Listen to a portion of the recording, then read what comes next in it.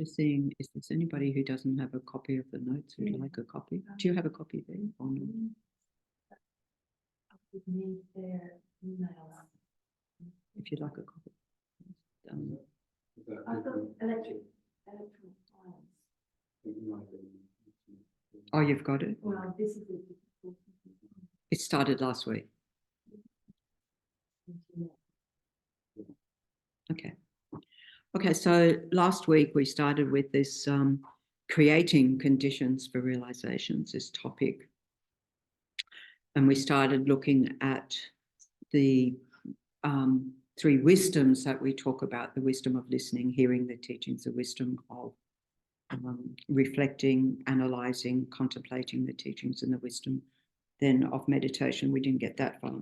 So we're looking at the one of reflection, analysis, because that's probably the biggest one, the one that we often skip over, but we actually need to spend most time on. So we're on page 4, for those who have the text. So just the second paragraph down, I'm starting there. So this formal process of thinking, of contemplating, is actually not just a random thing. There's actually set out process to follow a certain line of reasoning. So it's not some sort of vague, casual idea. In the Tibetan tradition, you'll see that there's a use of debating, and the whole idea of debating is to refine our reasoning, our logic. So not debating parliamentary style, debating where one person posits maybe a response to a question, and the others don't say, "Oh, you're wrong," and put them down. It's like looking for. So I might posit everything is impermanent. Everything is impermanent, and you'll come back and say, "What about uncompounded space? Is that impermanent?" For example, it's like giving you hints that maybe you haven't, you've left some bits out.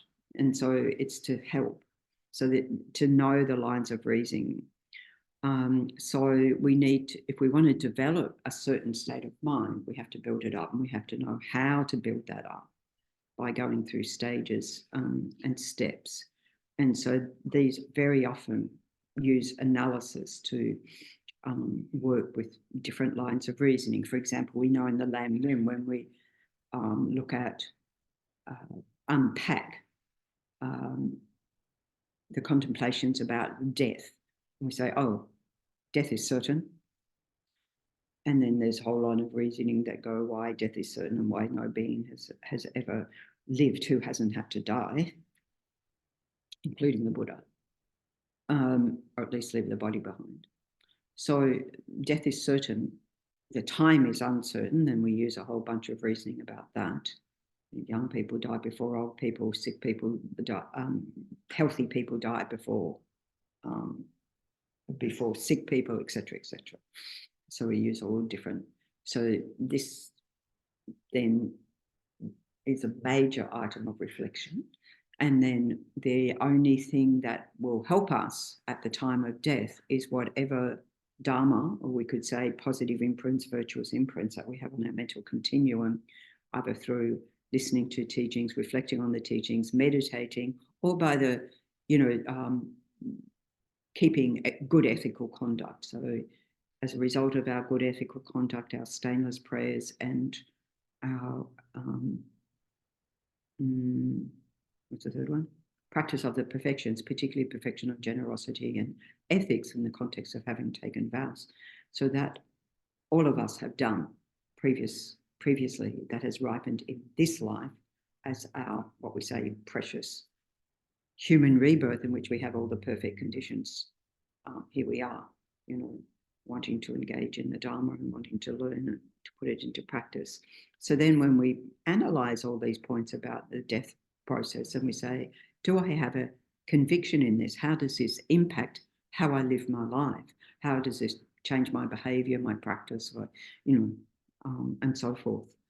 So as Milarepa did, just taking that line that death is a time of death is uncertain. He said, in horror of the uncertainty of the time and of death, I took to the cave, and so contemplated, meditated on that until there was no more fear left, right? Then you've got it. There's no fear. So, of course, you'd say, gone beyond fear, it's a quality of a Buddha. So we need to know that's a quality of the Buddha. But gone beyond the fear of death, we can all experience that. So we look at this in terms of, well, how does that inform the practice that I do now? So if we look at the land rim topics, and I think it's an easy one to look at for all the steps, because you have something like the land rim outlines or the Great Treatise on the Path to Enlightenment, and there's all the headings that tell you, okay, contemplate this, and it gives you a few examples, and contemplate this. And so we're striving by training, like in the land rim, for example, we're striving to gain ever more freedom, to cultivate what brings great value, like taking the essence, as it says, of our life. And so something like, I think the Lam Rim Year, that book, the Lam Rim Year, freely available, Lama Yeshe Wisdom Archive online, with the day-to-day reflections, and each one has 3 points on different aspects. Say you take the one on death, I can't remember how many days on death there is, but there's quite a few. And it unpacks each of these points. And then you look at each of those reflections, even you take one paragraph at the time and the quote at the top, and you analyze that, you reflect on that, you say, okay, do I have any qualms here? How does this resonate with my life? How do I incorporate this into practice? And so forth. So you take each one of those. So this is, it's been nicely set out for us, so we don't have to think what to do. Like, how do I think about it? It's all there. And so that's for the whole of the Lam Rim. It's all there in that one book, 365 days of the year. I don't know if they've got an extra 366. Maybe you do the last one again. Hey, what is that? Haven't got there. Haven't got to that. Yeah. Is this year a leap year? I have no idea. It's an even year. Yeah. Anyway, it was. We did have an extra day this year. Okay, I must have missed it. Really. So yeah, so that's a really, so what we're doing here in this step is reflecting on the wonderful qualities of any topic of the Dharma, and to cultivate the determination. I want to develop those qualities, and then with that determination, we take that onto the cushion. We say, or the chair, or the lounge, or the bed. We meditate on that in the subsequent step. So, so we could say that what we want to do is develop stable faith in all the Dharma topics. So right now we might say, I don't know that I've got stable faith in all of them. So the stable faith is a faith of conviction that has done this, that's checked it out, that's analysed. And so this is what we're wanting to cultivate through not just listening, as the Buddha said, don't just take what I say because I said it. You analyse, as he used the analogy of a goldsmith, cutting and burning and melting it, or whatever, checking that it's the real deal. So this is what we're doing here, checking it's the real deal. And of course, we don't know that if we don't know the Dharma topics.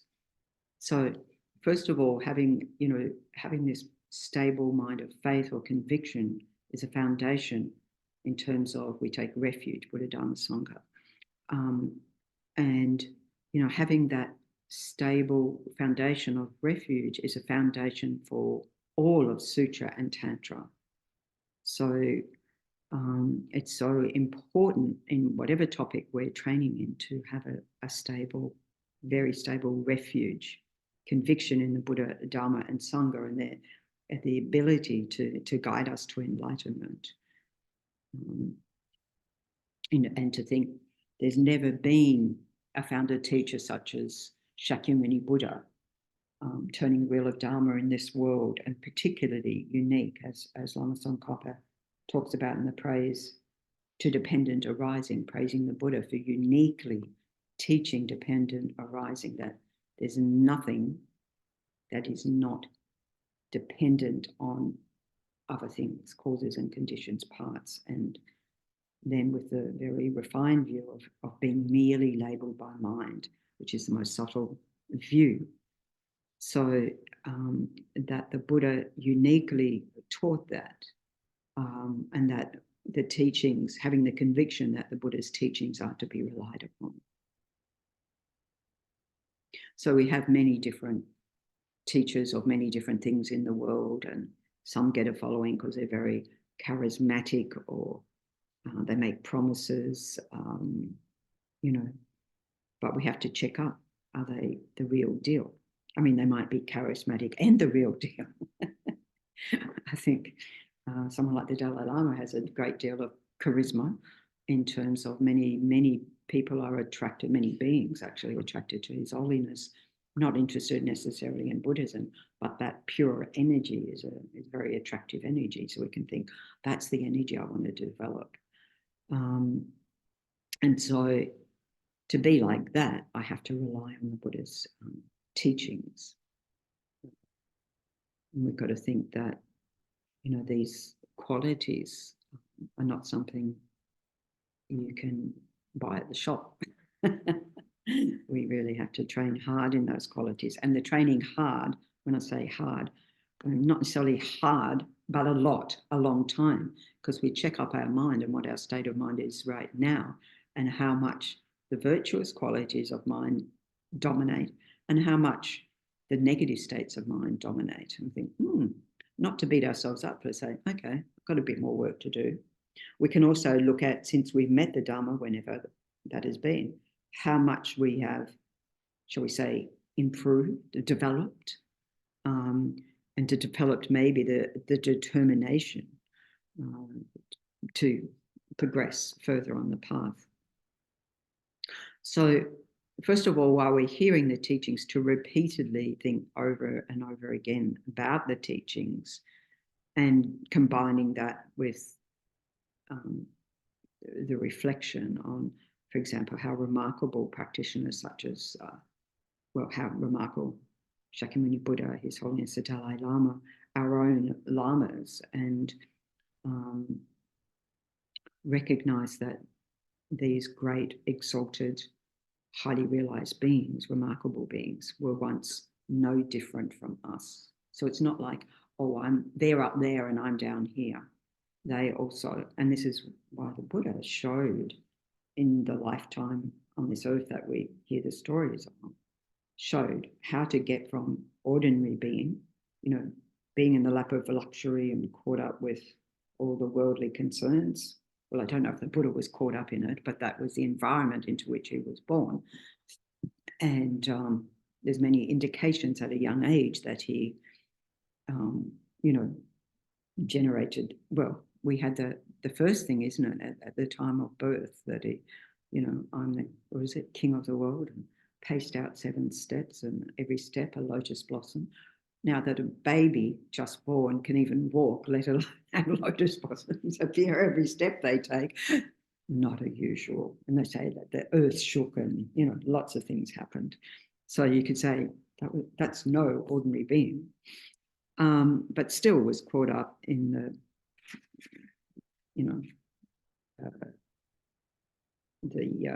princely life, until he recognized that there was more to this. So we can say that, these beings are the great holy beings that we recognize as our teachers and value and praise their qualities, were once dealing with afflictions like us. So the Dalai Lama has his book, the book that he wrote, Healing Anger. He said he wrote to deal with anger in his own mind. And you sort of think, nah, Dalai Lama doesn't have anger. He did, when interviewed one time, say, I observe anger arise in my mind, I observe it fade away. So he didn't get sucked in by the anger. He didn't get hijacked by the anger. He could observe it coming and going. And he said, I can do that because I meditated since I was 6 years old. So he did this, he said that, I think, in his 70s. So it's a long time. He didn't say it just happened overnight. Right? So just keep that in mind. So the conviction that nothing matters more to us than cultivating the Dharma within, if we, do have great conviction in the fact that at the time of death, the only thing that's going to help us is the Dharma in terms of whatever we've already got on our mental continuum. Because at the time of death, it's too late to start practicing. This nun that I was assisting at her death time at Chenrezig Institute, and a couple of days before she actually stopped breathing, Geshe Sultram said to her, your practice is finished. So it's sort of like, okay, let go now. And I guess he was saying focus on the dying process. I'm not sure, but yeah, because you don't then have the capacity. So we have to recognize the real value of the Dharma in our life. And the fact that we're here indicates that we do.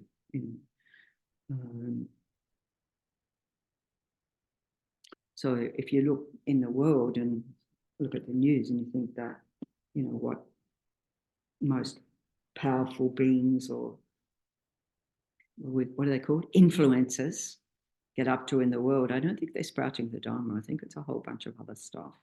I don't really subscribe to those platforms, but yeah, we know. Wouldn't it be great if it was? I know one of Steph, who looks after FPMTA socials, it just says Instagram's the way to go. You share images, Buddha images, and you think, yeah, if you can use all that social media too, social media, it's just a technology, but what you want to use it for. But we can see most people in the world are not that, so we can get sucked in by that very easily, can't we? So we can, rejoice in our own aspiration, and at a time when it's very difficult to hold on to that determination. Maybe we don't hold on to it 24/7 because of, the world in which we live. But to strive as much as we can to actually live the Dharma in our lives, to give, we talk about, may I, become enlightened to benefit all sentient beings. But again, I can't wait till I'm enlightened to benefit as much as I can right now, to be able to, offer service, whatever our capacity is, volunteering, so forth, particularly here at the centre, which is providing that haven of Dharma for others who have this aspiration in their minds. So when we're thinking about the teaching, we look at it from many different points of view. And this is the aspect of debating. This is like in the Tibetan tradition of debating, it's sort of like, what aspect have you left out? So then one time when the Dalai Lama was with the, mind science people, and it's the whole brain-mind debate, mind is brain. And so at that time, His Holiness said, do you love your wife with your brain? So it's sort of like, maybe not. Maybe that's a heart thing. Maybe that's not and so then you have to think about, where is mind? Of course, they might say, well, that's emotion, it's not mental. There could be further debate. But just to say, think about it from this point of view, so we look at different perspectives.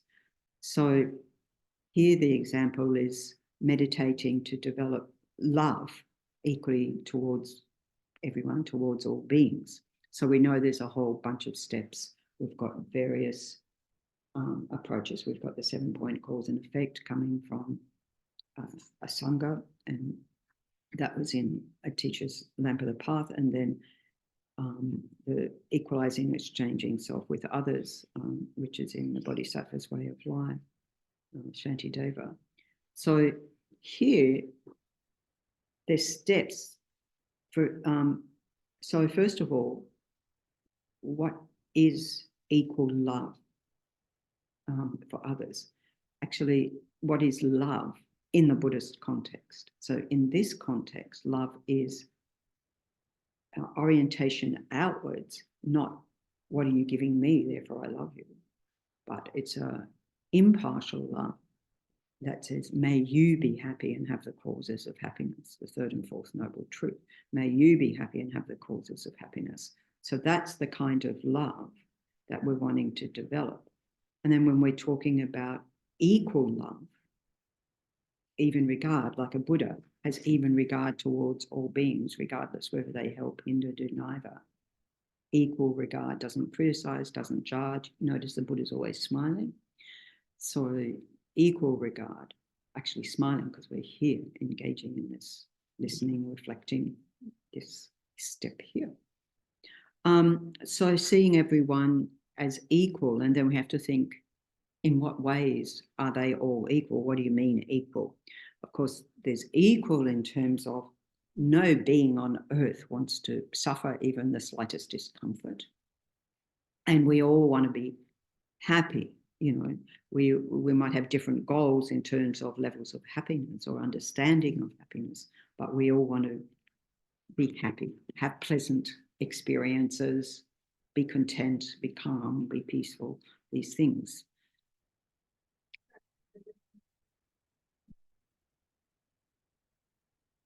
Yeah. Well, no. In the Buddhist context, the definition of happiness would be the idea of genuine happiness, eudaimonia, which is lasting happiness, which is when we're free of all the afflictive states of mind. Right? So then you abide in immutable great bliss.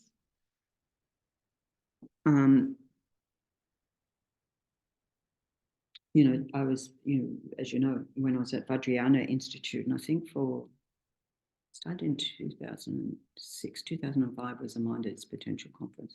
Happiness and its Causes started in 2006. Correct. April. So that's pretty much however many years that is since then. And after a few years, I thought, if the conference works, that people get happiness and the causes of happiness, nobody will turn up to the next conference because they're already happy. But everyone kept turning up. It was very popular.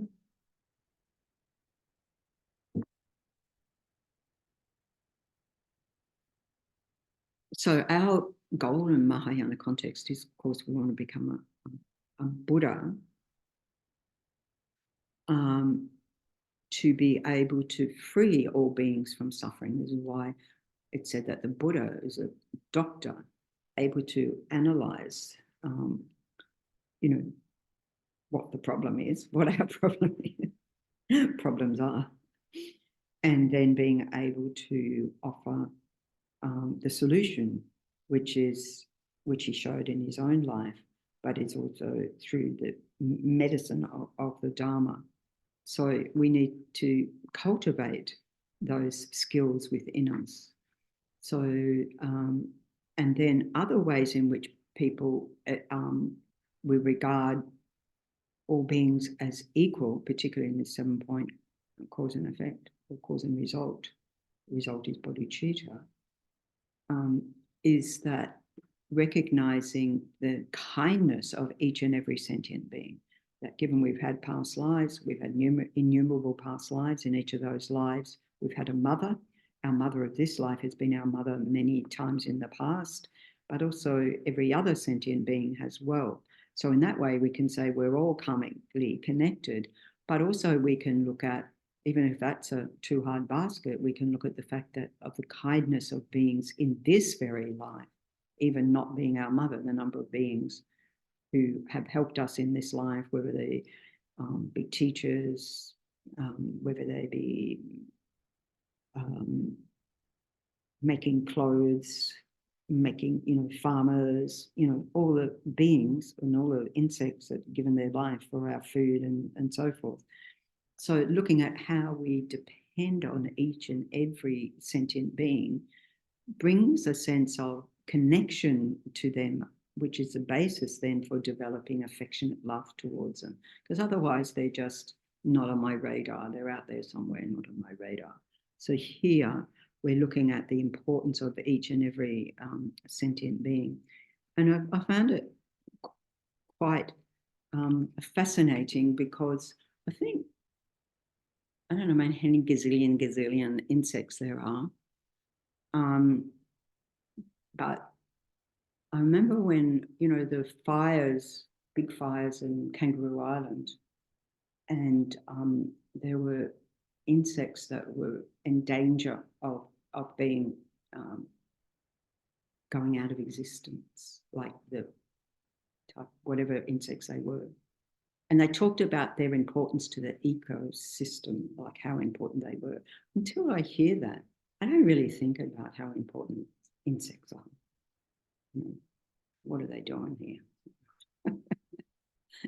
Causing me problems. That's the self-cherishing mind. Yeah, that's the self-cherishing mind. So for us to develop this sense of universal love, which means love for each and every sentient being, it really depends on those sorts of insights. In what way can I feel connected to them? And the states of mind that we have to develop beforehand, this mind of equanimity, of even regard. And then for that love to grow in us, it has to be an affectionate love. So when we hear, when we talk about in the refuge prayer, may I become a Buddha to benefit all sentient beings, then we're starting to unpack that.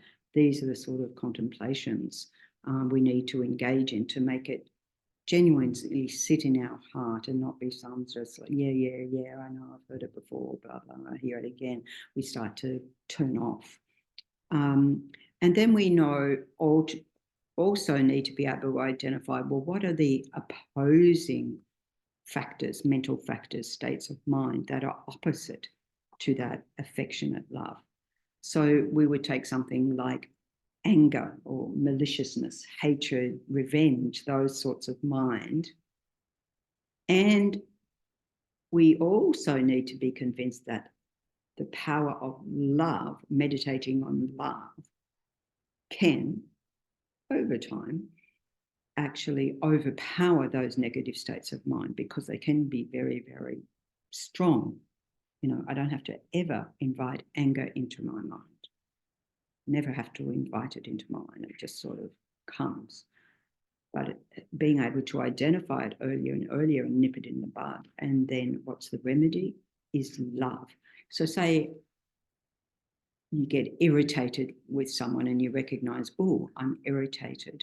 And then turn our mind to love of something that we admire in that person, or something we value about them, or thinking about their kindness to us, so that we're applying as quickly as we can an opposite state of mind. So needing to understand how love can dispel those states of mind. And that, I think, again, in the world today, anger seems to be, the readiness of anger in this world is quite frightening, isn't it? It's just like I was going to say tip of the tongue, yes, tip of the tongue, but, the vibes, not just on social media, it's a good example, but we see it, and we see it in our so-called leaders. And so what sort of model is that showing to people in the world? And it's like, well, if those people are in those positions, then there's some value in them being in those positions. So it's not necessarily everything about them is angry. And that's why they have to be really, really careful that, for ourselves to go against that. And one thing I for my mind that I turn to often is the 10 innermost jewels of the Kadampa masters. So it's in the the older version of the Guru Puja that the little spiral bound one that we have. It's there in the back. And to look at what they advocated, okay, so they're all the, like, you know, Geshe Chekawa, Geshe Sharawa, all the Geshe Langwe Tangpa, all of those of the Kadampa tradition, that then there's a lineage that then Lama Tsongkhapa continued as the Gelug tradition. And very much it takes it, you know, this aspiration to become a Buddha, so Bodhisattva with L plates on right now, is a very, very courageous position, because it's like, I'm going to go against society. I'm going to go against that mainstream of thinking. I can still look the same, do the same, everything else in life. It's not like everyone has to become, you know, a monk or nun and go off into a cave and so forth. Even monks and nuns don't get to do that very often. So just saying. Give me the Hilton Cave.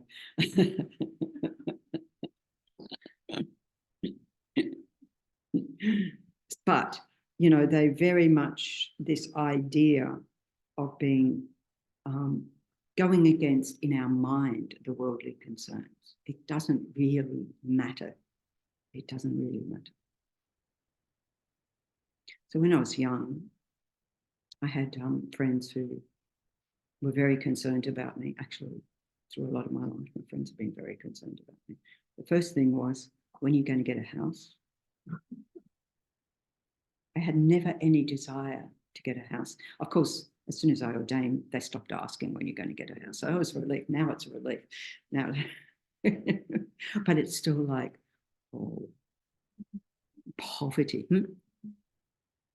Oh no, not now. No. That's in. But those things come along, isn't it? That this is success, and if you determine that really that's not what I'm concerned about in life, we have to be very strong in that. Otherwise we doubt ourselves, or we think I should do those things because everyone's expecting that, etc. Maybe as we get older, it gets a bit easier because we're strong in our own minds.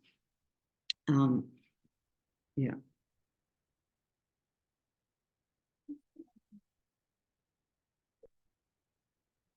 Sorry.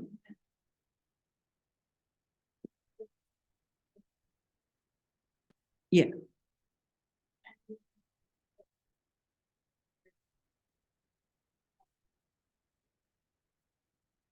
Correct. Their anger in the world today. Yes, correct. In the minds of those beings. So it is possible, as His Holiness said, to have, so as he said, if every school child learned to meditate at an early age, one generation will have world peace. Mind of peace is very opposite to mind of anger, the undisturbed mind. So it's possible, but it's cultivating the causes of it. So just like we've cultivated the causes, as you correctly say, the anger of today is, well, even the anger of this moment is built, you know, its predecessor is the anger of the previous moment. So then, yeah, you keep taking that back. Well, the very first moment of anger, if you could be aware of that, the very first moment of anger is very weak, right? It's a weak thing, slight irritation or so forth. Then we have power to do something about it and say, I'm going to let that escalate. But mostly we don't even notice it till it's like Mount Vesuvius.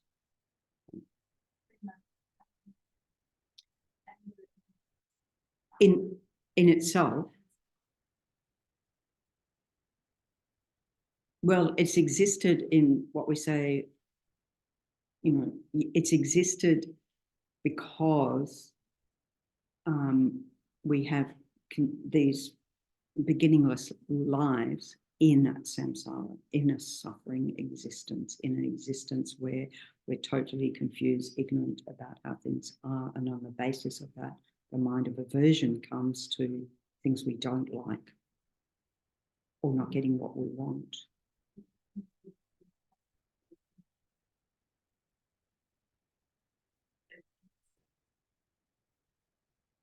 Well, equal would be good. Equal opposite would be good. But anger and love, if we work on our minds, get to equal and then get to love being more predominant or predominant and not anger. And it's possible. It is possible, as these great beings have shown. Lama Zopa Rinpoche. I just felt that, every pore just oozed with bodhicitta.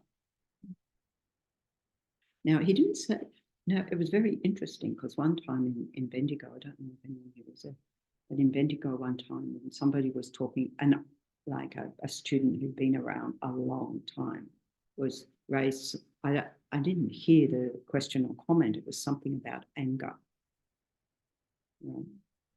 And Rinpoche's response, looking at this person who'd been around a long time, right, you've got to have that context. Rinpoche said, and what makes me angry is when people don't do what I tell them to. So he's obviously saying, I've been saying this for decades. Listen. You can't be still talking about anger if you've been listening and putting it into practice. So he didn't say I never get angry, which was interesting. I'd never heard him say anything about his own anger. He was making a point, right? He didn't say it angrily. Yeah. Okay, so then we also need to think, well, what's the purpose of developing love? Should we have that question? Should we have the question? But we have to allay any doubts that we have. So, this, when we talk about what kind of love, as I said, we need to know what that is. And the analogy is usually the affectionate love that has the power of love that a mother would have for her only child, to have the power of that. Those two, where were they? The two Australian guys who disappeared in Mexico, and the mother putting out, I just thought, oh, what distress would you be feeling? You don't know if they're alive or dead, or such trauma. Especially when they sang on music, two young men were Yeah. So they're very, absolutely would be uppermost in the mind, the fear that they've been killed, yes. So that love of a mother, that is so strong. And for us to think about that, even I'm not a mother in this life, so I don't have, I have the experience of my own mother having so much equal love for her 6 children. Really, she talked about it, holding us all equally, treating us differently because we're different people. But, so that sort of love, that extending that out to others, that holds all beings as attractive in the way that a mother holds her child as attractive, that maybe somebody else don't hold that child. Maybe one of their teachers doesn't hold that child as attractive because they go to school in a rat bag. But the mother does, no matter what she does. Anyway, and that sense of incredible closeness. And again, we've got the example of His Holiness saying that when he meets someone, he greets them as a dear friend.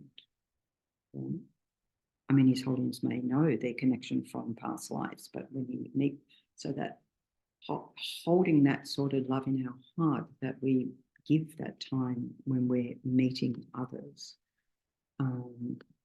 And then, so the purpose of developing that love and what we do with that love once we develop it.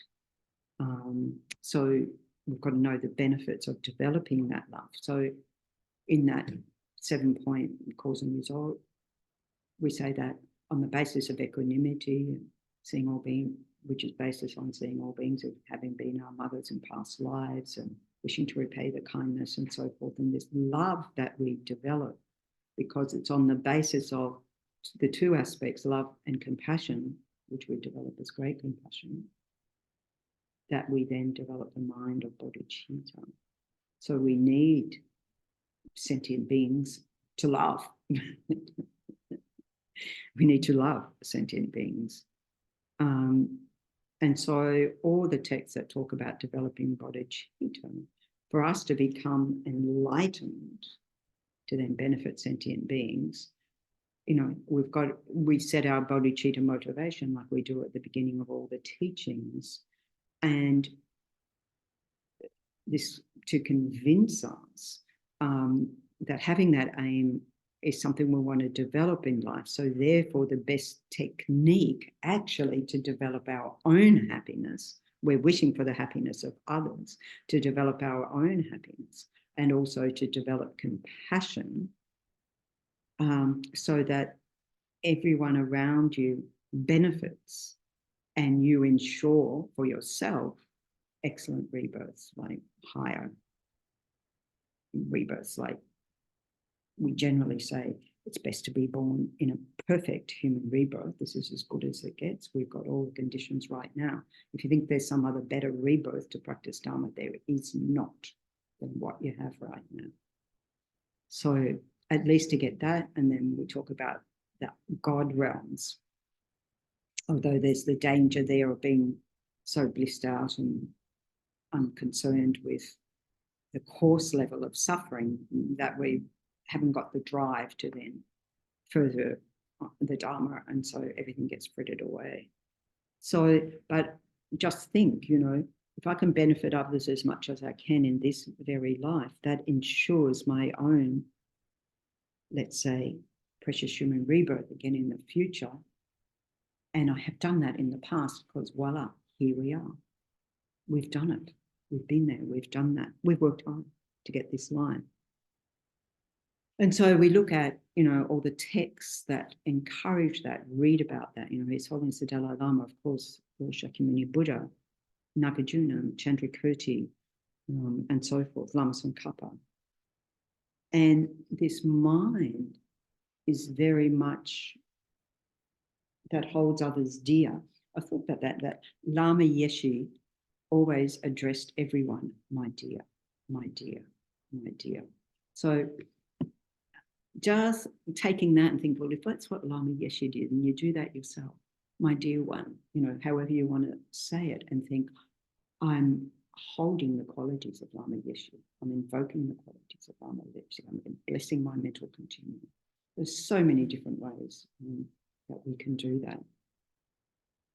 So, and then everyone around you benefits, and then you get the, you know, the conditions for continuing to have human rebirths, lifetimes and lifetimes and lifetimes. And it's a mind that's very much against that sort of competitiveness that also drives our society. I mean, we learn that in school from early age, isn't it? You've got to do better, best, and so forth. And so this, you know, competitiveness, our jealousy, our pride. So all of that is based on self-cherishing mind that's based on grasping at the importance of me. And when that dominates, just see how we suffer. Just see how our relationships suffer. Maybe in our workplace, in our family, with friends, and so forth. So logically, it's not a healthy state of mind. So all the great masters have encouraged us, therefore, to cultivate compassion. And there's so many texts about cultivating compassion, which is, so we've got the affectionate love, and then the mind of compassion is what? May you be free of suffering and the causes of suffering. So that's the first and second noble truth. May you be free of those. So in this context, that's what compassion is, wishing others to be free of their suffering and the causes of their suffering. And to be able to really generate that mind of compassion, we need to be able to understand that suffering, which is why we look at the Four Noble Truths ourselves. And of course, just mentioning that tomorrow again, Sundu's teaching on the Four Noble Truths here, 4:30 p.m., isn't it? So it was the very first teaching of the Buddha. We need to understand that, yes, because we want to be free of it. But for example, the first time that, actually it's only happened once, touch wood, I'm not at all superstitious, but it is wood, yes, under there.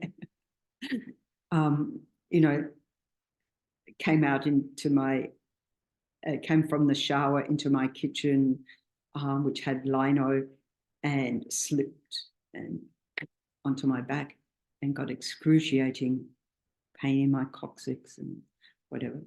I'm probably lucky it's only ever happened once so far. But anyway, so I didn't do that one again. I immediately thought,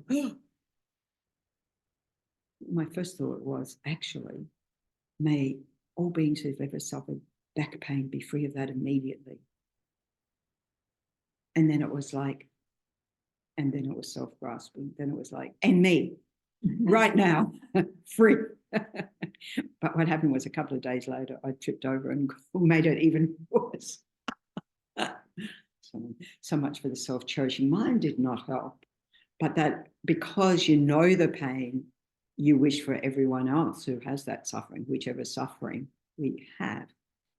But we don't have that particular suffering, like this mother with the two children. I don't have that particular suffering, but I can imagine how intense that must be, that suffering. Right? So we can do that as a human being in the God realms. We're not able to in such a profound way as we can as human beings. And then in the lower realms, they're in too much suffering themselves to be able to do anything. But here we have bucket loads. We have bucket loads of compassion. So we cultivate that. Cultivating that towards everyone around us also means that everyone benefits.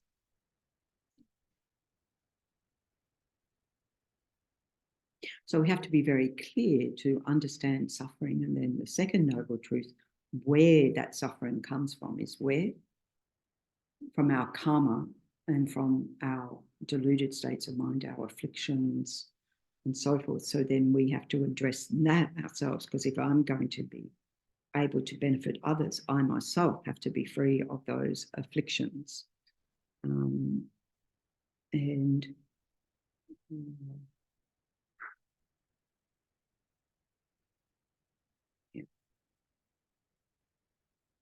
so then when we recognize that we want to be free of it, we're generating that mind of, we say, renunciation, definite emergence. What we're definitely wanting to emerge from is a mind of toxic emotions, a mind hijacked by negative thoughts and so forth. That's what we want to be free of. That's the determination to be free from samsara. So it's not, I've got to give away the car, the house, the money, everything. It's nothing like that. Give away the attachment to those, but still have them. But it's really our mind that's the cause of all that. So then we're cultivating that mind of shared with those of the middle scope for, we say liberation, nirvana, and then on that basis, once we've recognized that the source of suffering is within either ourselves or other beings, that orienting towards others, we can generate that compassion because we know the challenge for our own minds. And as the compassion grows towards more and more beings, becomes great compassion, our affectionate love grows. So they go hand in hand, they support each other.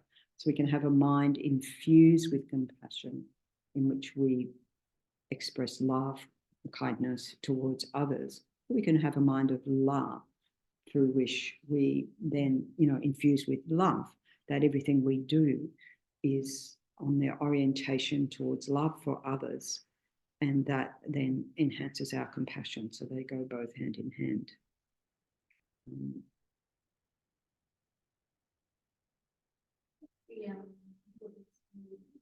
On the mind that believes in heaven.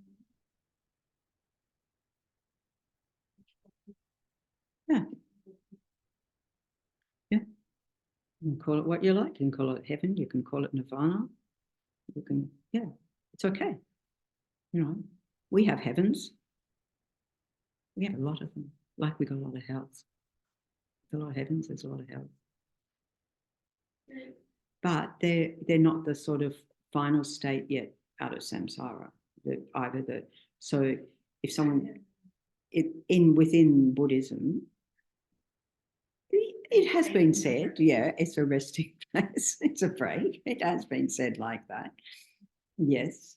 So if somebody believes in it, say I'm Christian and I want to go to heaven, then I have to create the causes to go to heaven, which is being a good person, being a virtuous person, ethical person, and so forth, loving person. Where's the difference in terms of what you actually have to engage in? This is why the Dalai Lama says, if you're a Christian, be a good Christian. If you're Muslim, be a good Muslim. The Buddha said there's 84,000 paths. I cannot yet name 84,000 paths, 21 to of course, we would say, alternately, from a Buddhist perspective, but you aren't there yet. So you could say that state is equivalent to what we'd say from a Mahayana point of view, lower nirvana. So you haven't become enlightened. I mean, we do talk about the 3 enlightenments in the Buddhist path of the different beings, depending on their goal, and they attain that. But we say that if you attain that state, whether you call it hell, not hell, that's the other one, heaven, nirvana, so you're free of samsara, of cycling in this suffering, one suffering existence over the other. But then we say that gets rid of these afflictive states of mind, that we've purified those, but there's still what's called obscurations to omniscience. So in other words, to becoming a Buddha. They're called cognitive or knowledge obscurations. So whatever they're labeled doesn't help really. But what it means is, okay, I no longer have those afflictions, but I still have, it's sort of, they use the analogy of like, okay, you've detoxed all the garlic in the jar, but there's still a residual smell of garlic. So that will never become garlic. It's just the smell. It's like a memory. So that this is like an imprint on our mind. It hasn't got the power to manifest, let's say, anger. It hasn't got the power to manifest. But that imprint is still there on our mental continuum. And so that then needs to be, when that's purified, and then within our Vajrayana would say, and you complete also Tantra, right? Which is working with more subtle energies, then Buddhahood comes. So it is said that, someone attains nirvana, or we can call it heaven. We can equate it with that. I mean, when I was Catholic, I booked my room in heaven. I designed it. Maybe little kids do that.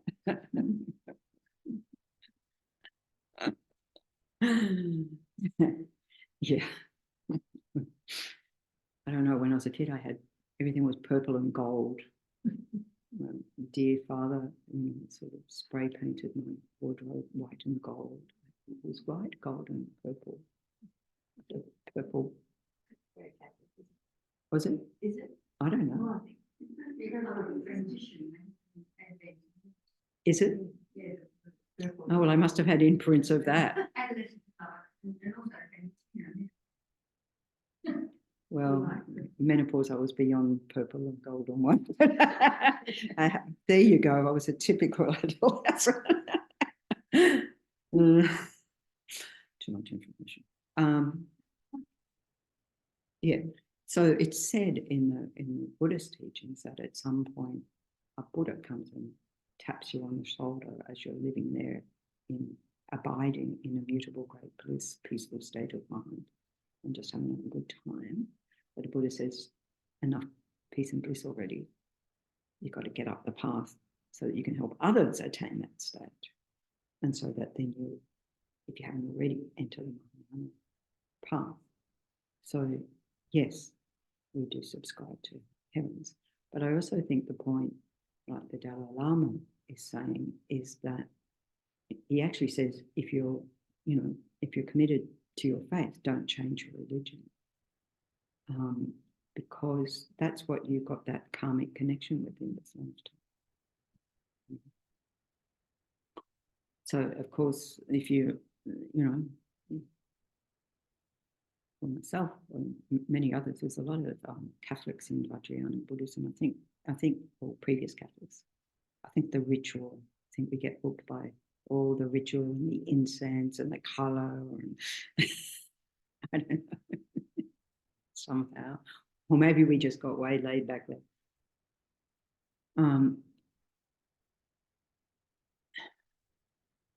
So he's not saying nobody change your religion, because then, for someone such as myself, having a questioning mind, and it's like Buddhism says, question, analyze, was not my experience in Catholic school. So then it's like, oh, I have to find my spiritual home. Yeah. So, yeah. And we're very fortunate in the world. Like, look at Australia. We have certainly every recognised religion.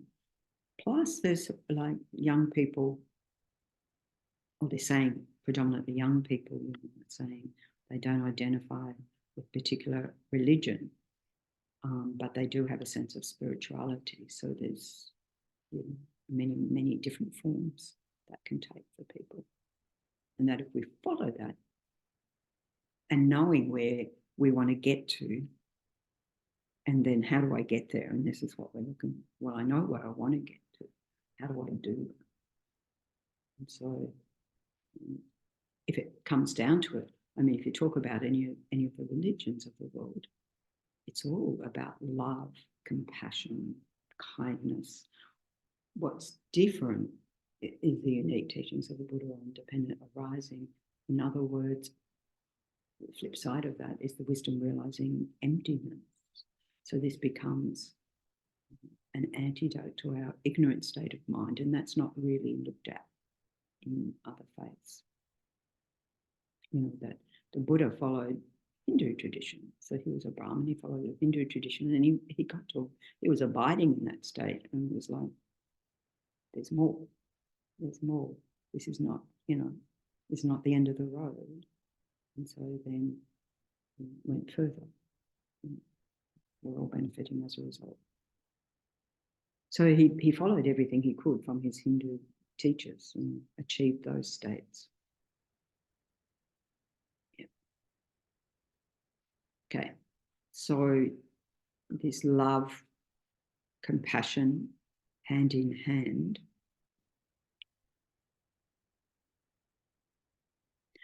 so it becomes more and more powerful, so that then we generate a wholehearted resolve to say,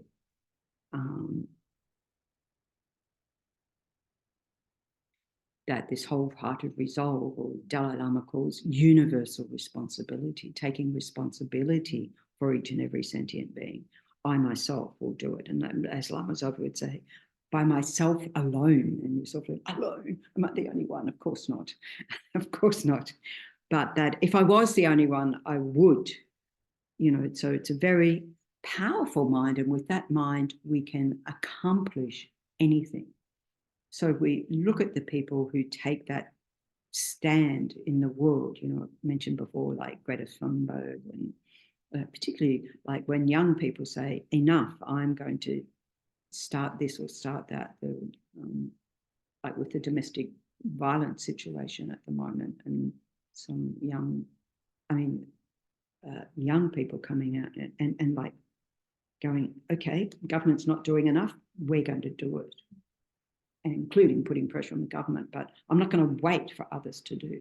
So that's this courageous mind that says, stop, enough, or I've got to do something.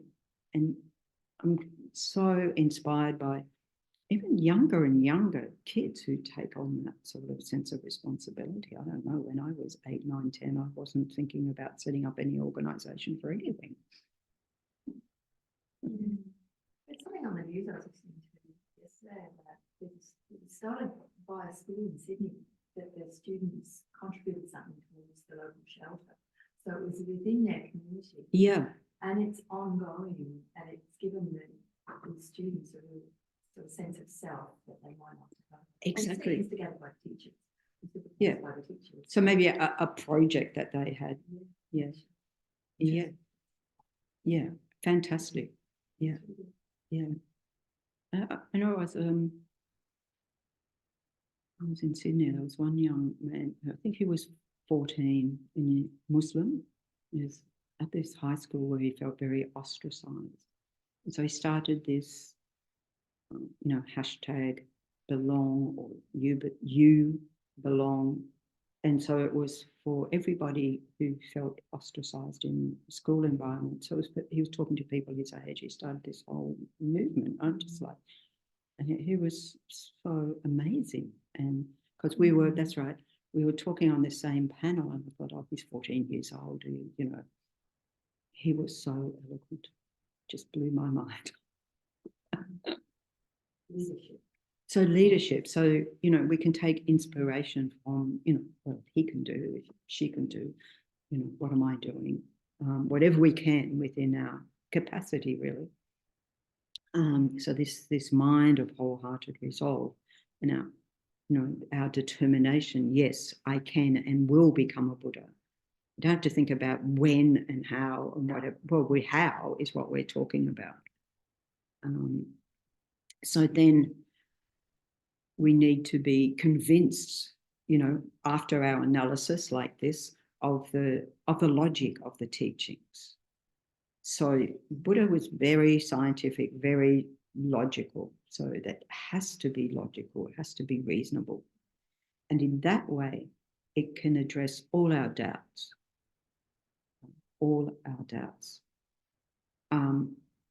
And, should we be in a position to, where others doubt, if we have the capacity, we can use some examples or so forth, and just, as the Lamas say, let it abide in equanimity. We're not here to convince anybody else. What we're wanting to do is to have that conviction within our own mind. And so, all the teachings and everything needs to make sense, the different stages of the teaching. So then we have to learn the different stages of the teachings. If we look at, the incredible teachings propagated by Maitreya, Buddha Maitreya and Manjushu, the bodhicitta side and the wisdom side. Lama Tsongkhapa, who we're familiar with, our own spiritual teachers, all the way from the Buddha.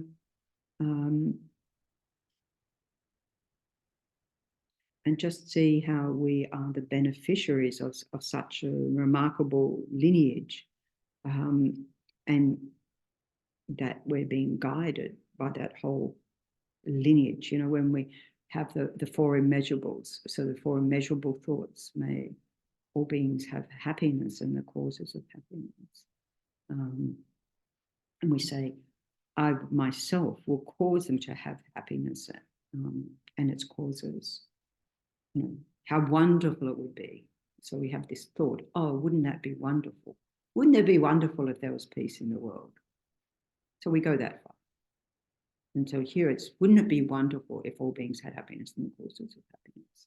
So that's a wish. And then we say, may all beings have happiness and its causes. I myself will cause them to have that. That's the universal responsibility. And then we say, please, Guru Deity, Buddha, bless me to be able to do this. In other words, we're drawing on this whole lineage, guide me through the teachings. But we have to familiarize ourselves with the teachings which are guiding us. And we have to put that advice into practice and, apply it with vigor. Otherwise, we'll be like Lama Zopa, I've told you already, you do not need to be told again.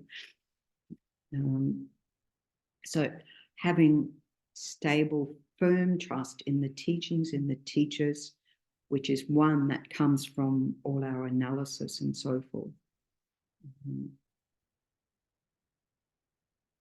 And if we don't do that, it's like the Dharma's here on one side and here's the rest of my life. Often people say, I don't have time to practice because my life's too busy. Your life is your practice. There's no separation. It's not like, oh, that was very interesting. We go out the Gompa door and get on with life. It's very, very different. It's incorporating it. So we have to accomplish that within ourselves.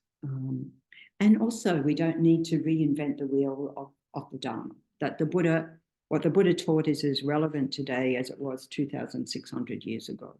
A lot of things externally have changed, but internally, our psychology, how we function, nothing has changed. Absolutely nothing. Only the external world, which is a creation predominantly of human beings. I mean, the animals contribute a bit, but you'd have to say predominantly human. So is where it says we create the world from our own karma, from our own states of mind. We create the world, literally. But if we try and change the Dharma, because often, like, here we are in a Dharma center, it's like, oh, how can we get more people to the center?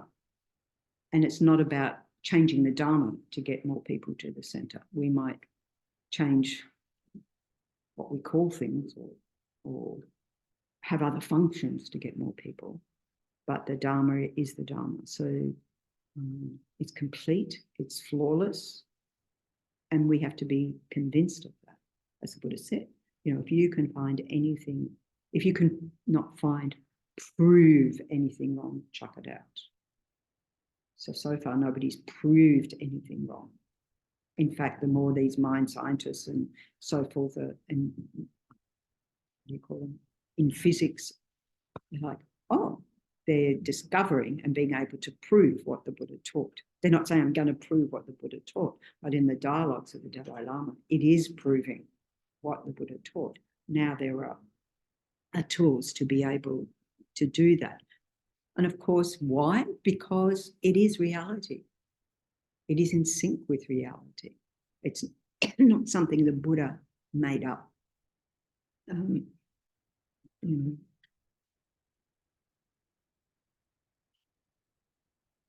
So the sort of suffering, hello, welcome.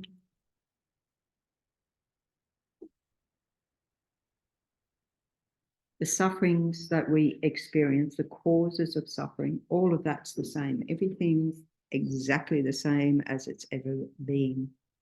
And so we remind ourselves of that because it's not the neighbor's fault or the dog's fault or whatever. It's our mind.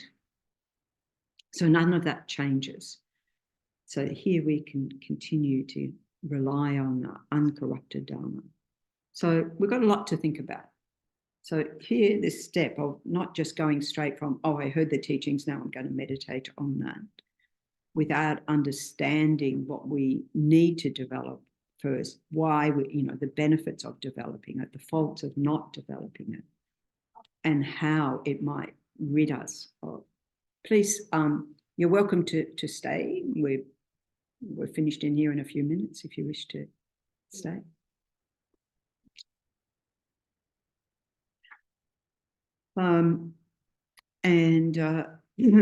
So we need to understand that it's an antidote to our afflictions, to the different states, disturbing states of mind. And what are the opposing factors to watch out for? So this is why we, have these long lists of, what afflictions are propelled by anger, what afflictions are repelled by desire, what by ignorance, and what by any combination of 2 or 3 of those, because it all comes down to those. Well, it all comes down to our basic ignorance, which is this self-grasping, on the basis of which we have self-cherishing, which is totally opposite to this mind we're wanting to develop. I want to,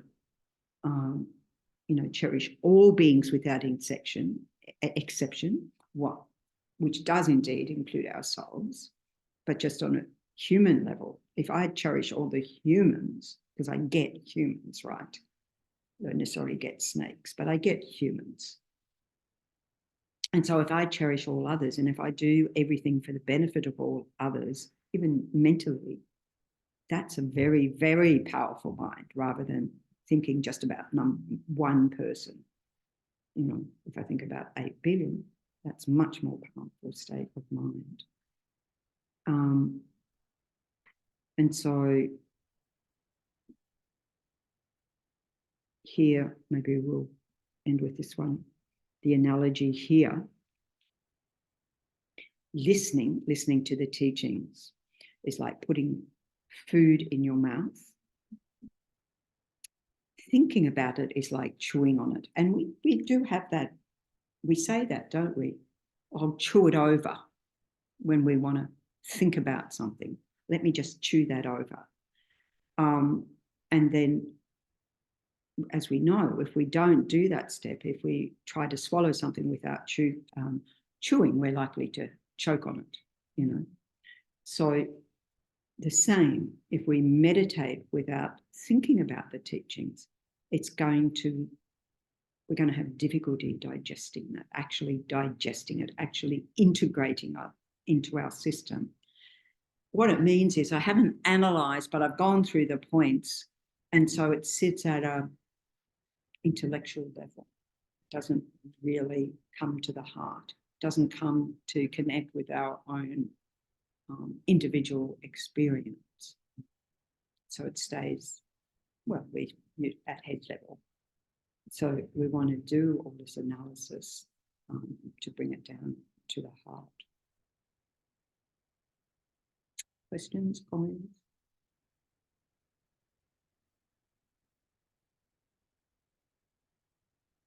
Okay, so we can leave it there for today. Thank you very much.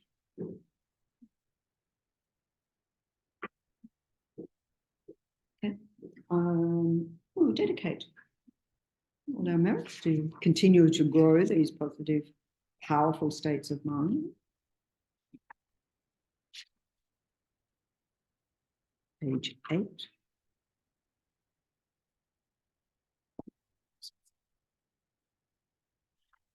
Radhino hodo dalama sange drogyone droha chikyam mahalopa